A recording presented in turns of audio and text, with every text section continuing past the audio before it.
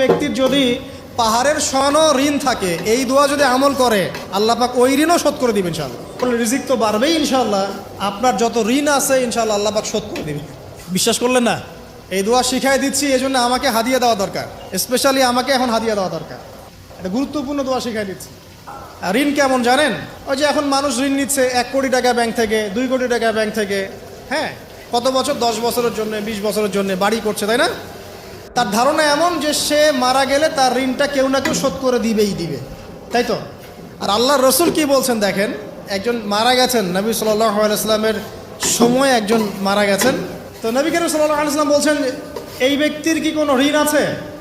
একজন সাহাবী বলেন, হ্যাঁ ইয়া রাসূলুল্লাহ, তো ঋণ আছে। নবীজি বললেন, তোমরা ওর জানাজা পড়ো, আমাকে ডেকো না, তোমরা ওর জানাজা পড়ে নাও, আমি জানাজা পড়তে চাচ্ছি না। আমি এখন কেমন করে আপনাকে বুঝাবো ঋণ কত ভয়ঙ্কর জিনিস। আপনি যে ব্যাংক থেকে 3-4 কোটি টাকার লোন নিয়ে রাখছেন, লাখ লাখ টাকা লোন নিয়ে বসে আছেন, দিব্যি সুখে বসে আছেন, এমন চিন্তায় যে আপনার মৌত হবে না। আর নবী সাল্লাল্লাহু আলাইহি ওয়াসাল্লামের সময়ে একজন মারা যাচ্ছেন, তিনি বলছেন তোমরা জানাজা পড়ে নাও, আমি জানাজা পড়তে চাচ্ছি না। মানে ঋণগ্রস্ত ব্যক্তির জানাজাও তিনি পড়তেন না।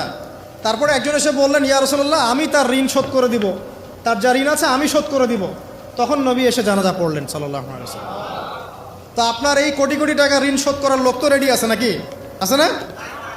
সমস্যা নেই, আপনার জানাজা পড়া হবে, কারণ হুজুরকে আপনি 5,000 টাকা দিবেন, হুজুর জানাজা পড়াই দিবে, কোনো সমস্যা নেই। তারপরে আপনার মিলাদও হবে, আপনার একটা বড়সড় দোয়াও হবে ইনশাআল্লাহ। কিন্তু আল্লাহ পাক বলেছেন, শহীদ, আল্লাহর পথে যুদ্ধ করে শহীদ হয়েছে, এই ব্যক্তির আত্মাও ঝুলে থাকে যতক্ষণ পর্যন্ত না তার ঋণটা শোধ করা হয়। এবার বলেন আমি কি বুঝাবো আপনাকে? আর কিছু বলতে হবে? তো এখন সেই দোয়া শিখাচ্ছি আপনাদেরকে, যে দোয়া শিখলে আপনারা ঋণ থেকে বাঁচবেন ইনশাআল্লাহ। কত দিবেন বলেন? হ্যাঁ, এই তো, শুকরিয়া। দোয়া করবেন যেন আল্লাহ পাকের দিনটাকে আল্লাহর জমিনে প্রতিষ্ঠা করতে পারে। আমার সাথে বলেন, দোয়াটা হচ্ছে আল্লাহুম্মা ইকফিনি বিহালালিকা আন হারামিকা ওয়া আগনিনি বিফদলিকা আম্মান সিওয়াকা। এই দোয়াটা ছোট না, এটা মুখস্থ করবেন, সেজদায় পড়বেন, নামাজের সেজদায় পড়বেন, আত্তাহিয়াতু দরুদ শেষ তারপরে পড়বেন, নামাজ শেষে হাত তুলে করবেন, যখন তখন শেষ রাত্রে করবেন, ইনশাআল্লাহ দেখবেন আপনার ঋণ বলতে কিছু থাকবে না ইনশাআল্লাহ। যদি থাকেও, বড় কোনো ঋণ থাকেও, আল্লাহ পাক অন্য কোনো মাধ্যমে এটা শোধ করার ব্যবস্থা করে দিবেন ইনশাআল্লাহ। আমার জীবনে এমন ঘটনাও ঘটেছে, এটা এখন গল্পটা মনে পড়ে গেল তাই বলছি, যে 1,20,000 টাকা ঋণ আছে আমার, শোধ করার কোনো অপশন নাই। আচ্ছা, আমার চোখে ধরা পড়ছে না যে 1,20,000 টাকা আমি কেমনে দিব।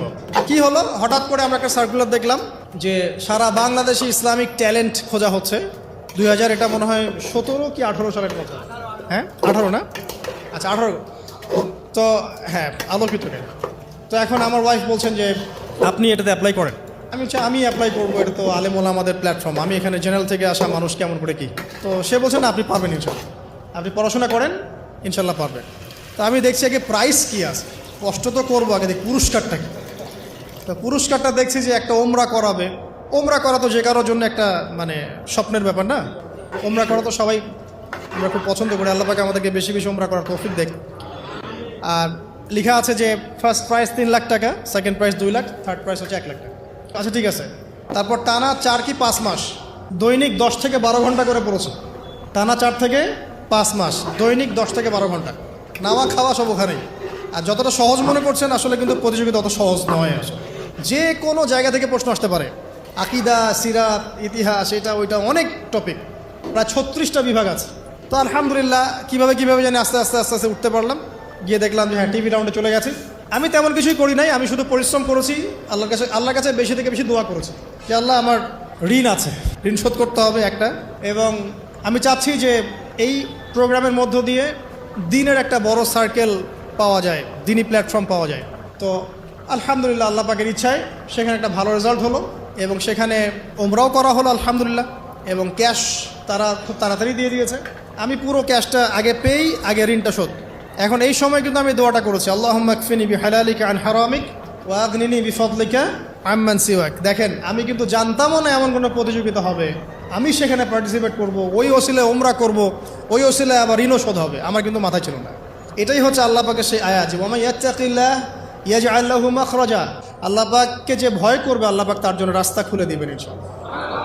ওয়া ইয়ারযুকুহু মিন হাইসু লা ইয়াহতাসিব।